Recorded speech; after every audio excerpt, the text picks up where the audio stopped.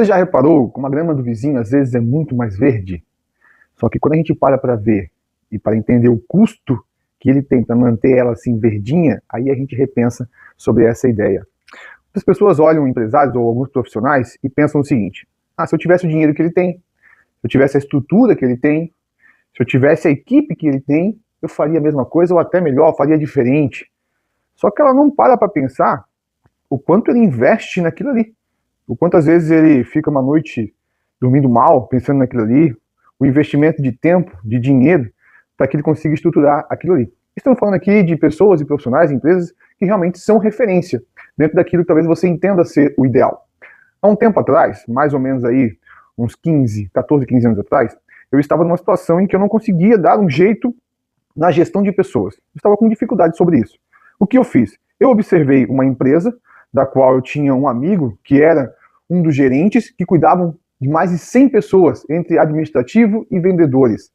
Então o que eu fiz? Eu fui lá, marquei uma reunião com ele e conversei com ele e perguntei o que ele faz, o que ele tem feito, como ele conseguiu construir aquela equipe de forma organizada e que ele pudesse acompanhar.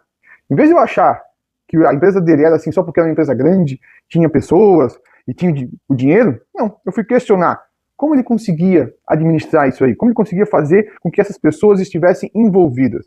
Então pensar sobre isso faz muito sentido, porque às vezes a gente olha alguém numa situação, que, claro, não estamos falando aqui de pessoas que cometem erros, ilegalidades, situações que depois vai aparecendo, mas aquelas pessoas que têm uma certa consistência naquilo que ele faz, parece que ele teve sorte, só que essa sorte ela é construída com disciplina. São às vezes vontades que você tem que deixar de fazer. Seja comprar alguma coisa, seja comer alguma coisa, seja fazer alguma coisa naquele horário que talvez você gostaria de estar em casa deitado no sofá, essa pessoa está lá fazendo um curso, está lá treinando, está lá aprendendo algo novo.